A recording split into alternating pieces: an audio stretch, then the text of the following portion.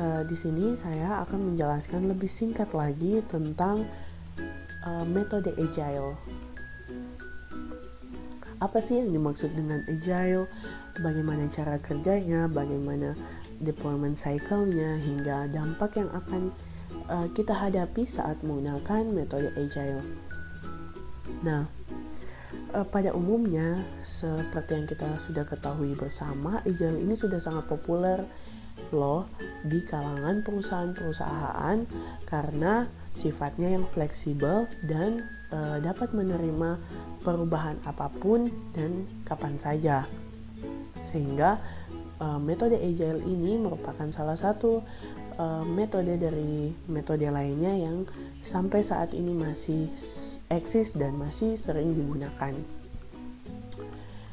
Selanjutnya di sini saya akan menjelaskan ini adalah definisi lebih jelasnya tentang Agile Development Methods, yaitu sekelompok metodologi pengembangan perangkat lunak yang didasarkan pada prinsip yang sama atau pengembangan sistem jangka pendek yang memerlukan adaptasi cepat dari pengembang terhadap perubahan dalam bentuk apapun.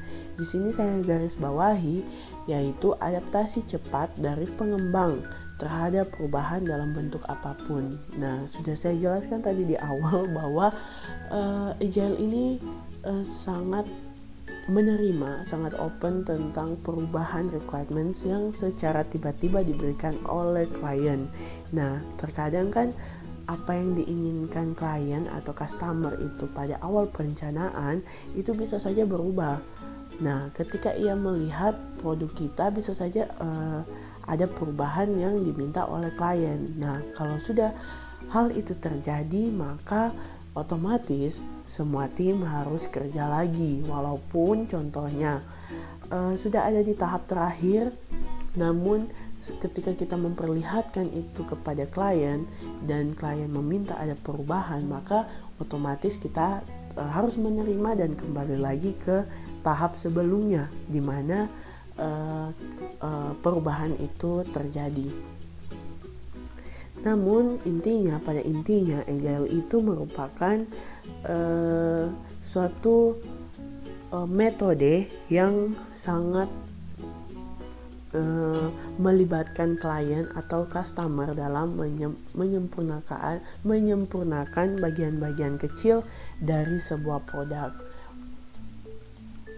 Selanjutnya yaitu the Agile Development Cycle. Nah, ini dia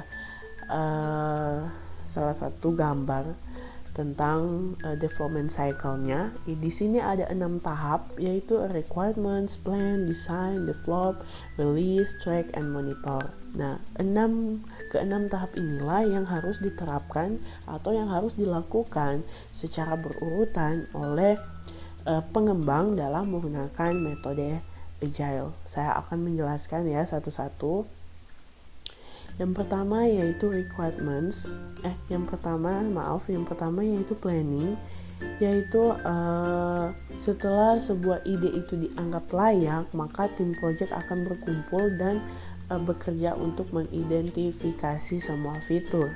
Dan tujuan dari planning ini yaitu adalah untuk memecahkan ide menjadi fitur-fitur yang lebih kecil, kemudian akan diprioritaskan setiap fiturnya dan menugaskannya untuk iterasi. Selanjutnya yaitu requirement analysis, yaitu analisis persyaratan atau dalam fase ini akan melibatkan banyak pertemuan dengan antara tim dan customer. Untuk tim harus mengumpulkan informasi sebanyak-banyaknya tentang apa yang dibutuhkan oleh customer.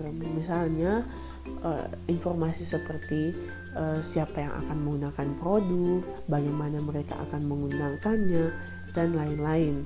Sehingga persyaratan nanti itu dapat diukur relevan dan terperinci.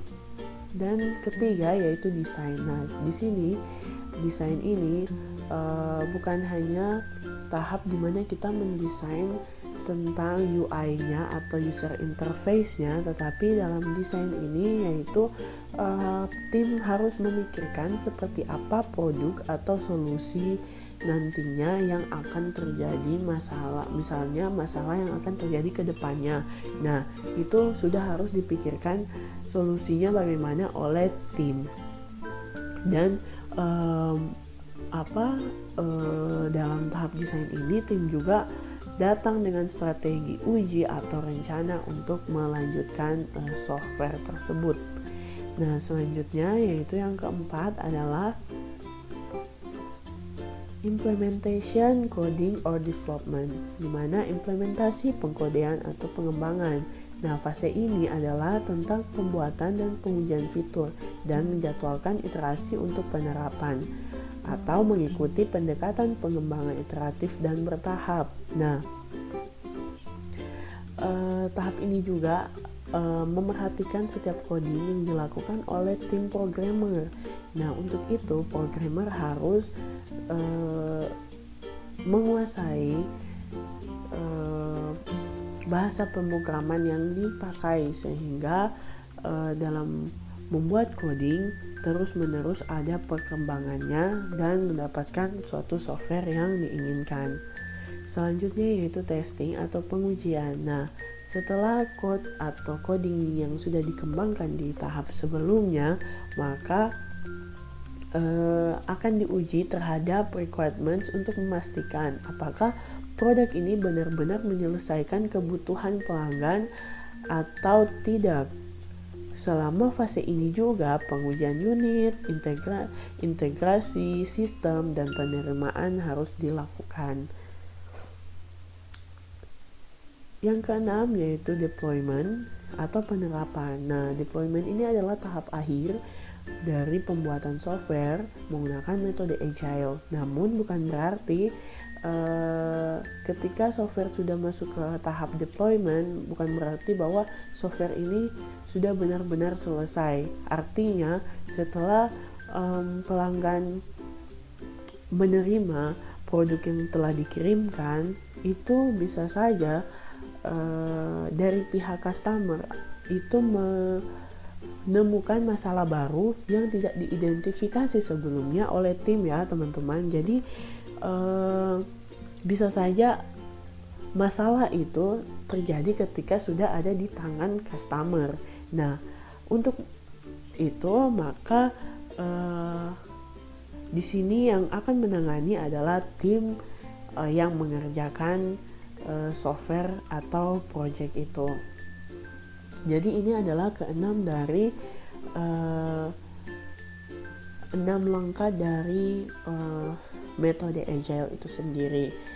Sehingganya walaupun agile menerima perubahan requirements di tahap manapun, tetapi ada baiknya kalau kita tetap menyesuaikan setiap urutan dari langkah-langkah agile. Yang selanjutnya yaitu di sini agile mempunyai 12 principle of agile methodology, 12 prinsip yang harus diketahui saat menggunakan metode agile. Yang pertama, teman-teman harus ketahui bahwa our highest priority is to satisfy the customer through early and continuous delivery of valuable software. Di mana di sini dijelaskan bahwa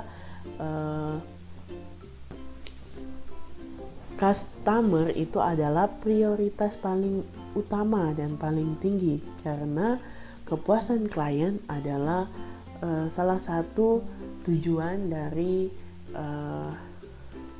pengembang.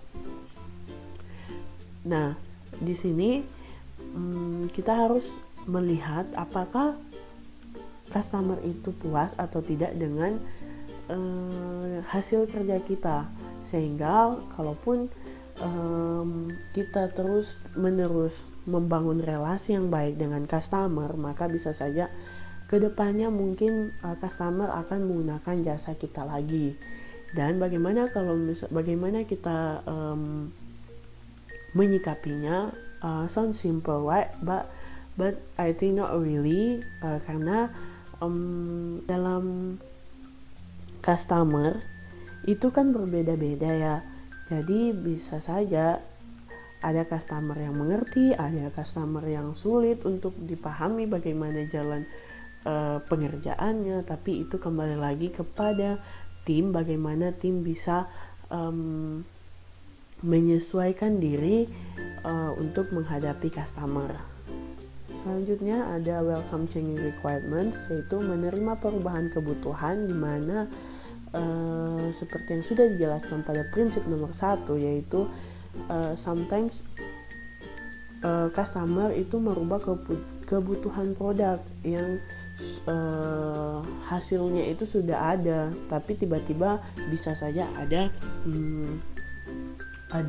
perubahan. Tapi tetap kembali lagi bahwa customer always right, so tim harus tetap menerima perubahan-perubahan yang terjadi. Yang ketiga yaitu deliver working software frequently, di mana merilis produk secara rutin. Untuk mendapatkan feedback dari klien, kita harus merilis produk secara rutin, mau dalam per minggu atau dalam per bulan. Nah,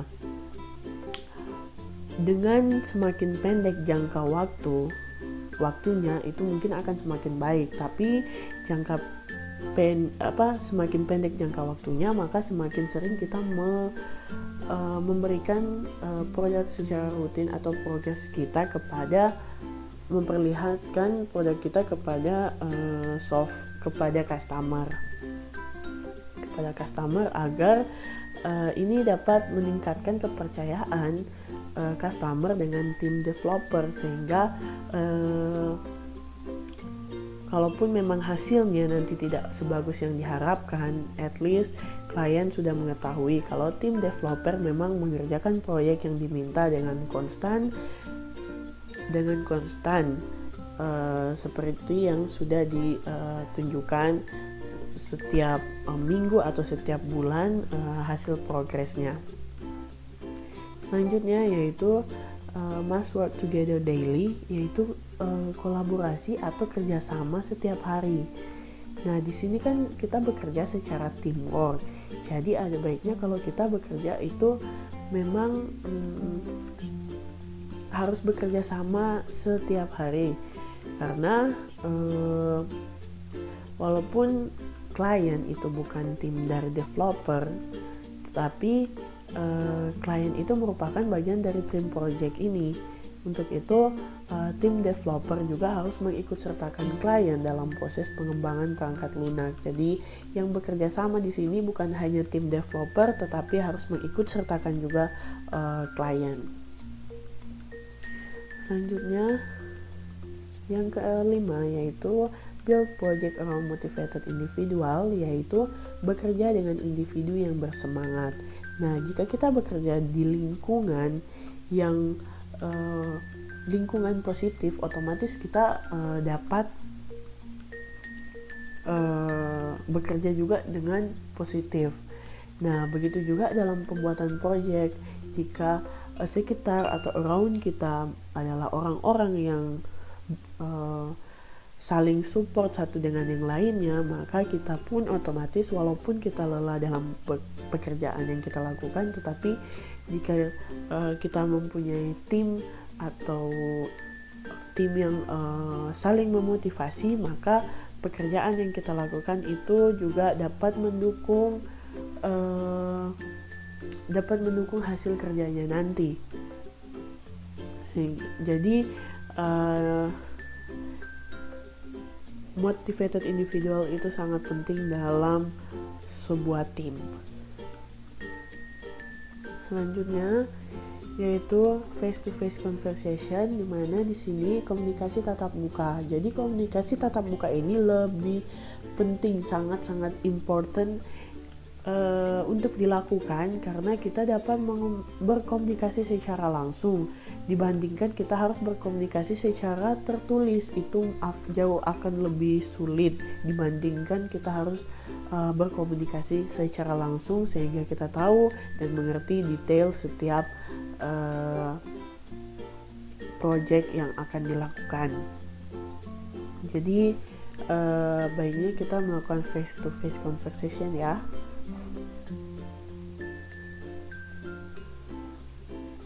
Selanjutnya, working software is the primary measure of progress, yaitu kunci keberhasilan adalah produk yang bekerja. Jadi di sini jangan pernah berhenti bekerja atau membuat progres. Nah, karena yang utama itu adalah progres. Jadi kita tetap terus bekerja dan membuat suatu progres agar software ini tidak diabaikan. Selanjutnya yaitu ada sustainable development, yaitu dimana metode agile ini ada pengembangan lanjut ya teman-teman, sehingganya walaupun nanti softwarenya sudah selesai, pasti ada maintenance yang akan dilakukan ke depannya, sehingga semua tim harus tetap mempertahankan langkah dan pengembangan proyek agar bisa lebih baik lagi ke depannya. Terus yang ke-9 yaitu perhatian, continuous attention to technical excellence and good design and change agility. Perhatian terhadap keunggulan teknik dan desain yang baik. Nah, tim developer ini harus menguasai perkembangan teknologi atau mengikuti perkembangan teknologi, karena perkembangan teknologi akan menyajikan desain dan teknis yang baru tentunya, agar yang lebih menarik dan lebih baik lagi. Makanya tugas dari tim developer juga harus belajar mengikuti perkembangan teknologi. Yang ke-10 adalah simplicity atau kesederhanaan. Itu penting ya, karena kita harus memulai sesuatu dengan sederhana dulu guys. Nah, soalnya kalau misalnya kita memulai dengan ribet atau dengan berliku-liku, mungkin bisa saja itu sulit untuk dimengerti dan sulit untuk diimplementasi. Nah, berbeda kalau dengan sesuatu hal yang sederhana. Bisa saja misalnya ketika software sudah jadi, jika kita membuatnya terlalu detail, bisa saja ada hal-hal yang penting yang seharusnya ada dalam software tersebut itu terlupakan karena saking detailnya dan hanya memfokuskan kepada satu saja, seperti itu. Selanjutnya yaitu mengelola the best architecture requirements and design emerge from self-organizing teams, yaitu mengelola diri sendiri, dimana dalam suatu tim itu harus mempunyai masing-masing mempunyai sifat yang disiplin dan mau bekerja, dimana saat kita membuat project itu adalah kemauan diri sendiri kita untuk mengerjakan tanpa harus disuruh dan tanpa harus diawasi terus-menerus oleh atasan atau klien. Kita sudah ada kemauan sendiri atau kita ada motivasi untuk bekerja terus-menerus dalam menyelesaikan setiap proyek yang ada. Dan yang terakhir yaitu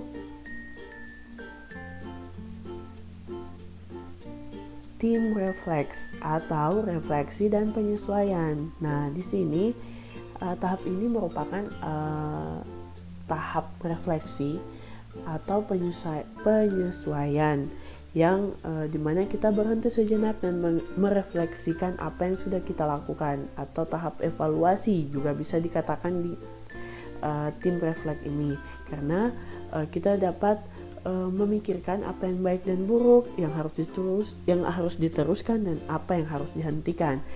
Jadi kita perlu refleksi sejenak untuk mengetahui apa yang harus disesuaikan dan bagaimana rencana kedepannya dalam proses pengembangan. Nah, jadi itu dia 12 prinsip metode agile ya guys. Jadi walaupun sangat panjang dan sangat banyak, namun tetap kita mencoba saja agile development ini, kan itu bisa saja tanpa sadar kita sudah memulai melakukan prinsip-prinsip yang sudah tertera di atas. Jadi selanjutnya yaitu advantage of agile. Nah, setiap metode pastinya mempunyai kelebihan dan kekurangannya. Namun kekurangannya itu bukan berarti hambatan untuk kita memulai menggunakan metode ini ya, karena kalau kekurangannya itu bisa menjadi suatu hal yang kita pelajari agar kita tahu hal-hal yang harus dilakukan dan yang tidak dilakukan. Advantage of agile ini yaitu change is embraced, atau perubahan yang dianut dengan siklus perencanaan yang lebih pendek, mudah untuk mengakomodasi dan menerima perubahan kapan saja selama proyek. Yang kedua yaitu end goal can be unknown, atau tujuan akhir bisa saja kita tidak ketahui, karena agile sangat bermanfaat untuk proyek di mana tujuan akhir yang memang tidak bisa didefinisikan dengan jelas. Yang ketiga, faster high quality delivery, yaitu pengiriman yang lebih cepat dan berkualitas tinggi, yaitu memecahkan proyek menjadi iterasi atau unit yang dapat dikelola, memungkinkan tim untuk fokus pada pengembangan, pengujian, dan kolaborasi berkualitas tinggi. Dalam melakukan pengujian ini, selama setiap iterasi berarti bahwa bug dapat diidentifikasi dan diselesaikan bisa lebih cepat. Nah, ini dia disadvantage of agile. Yang pertama yaitu planning can be less concrete.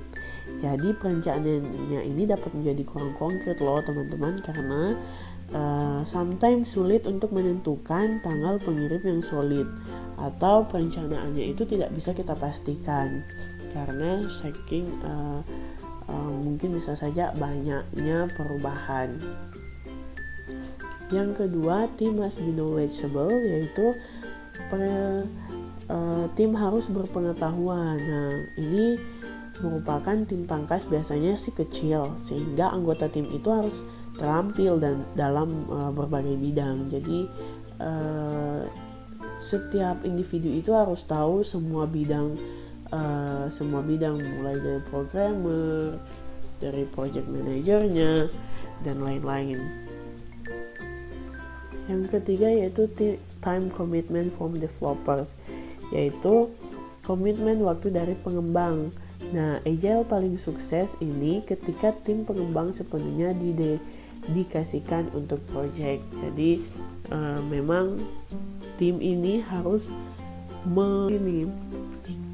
memberikan semua waktunya untuk proyek yang harus diselesaikan. Nah, itu dia advantage dan disadvantage dari agile. Mungkin ada beberapa lagi, tetapi di sini saya hanya menjelaskan yang perlu saja. Nah, yang terakhir yaitu agile adalah kerangka kerja, dan yang pastinya ada sejumlah metode khusus dalam gerakan agile. Anda atau kalian bisa menganggap metode ini sebagai rasa agile yang berbeda, yaitu yang pertama ada Extreme Programming, Feature Driven Development, Adaptive System Development, ada Dynamic System Development, ada Lean Software Development, Kanban, Crystal Clear, dan Scrum. Namun yang sering kali digunakan yaitu Kanban dan Scrum. Sekian dari materi agile yang saya sampaikan. Semoga teman-teman semua bisa lebih paham dan bisa menerapkan metode agile ini dalam pengembangan suatu software. Thank you.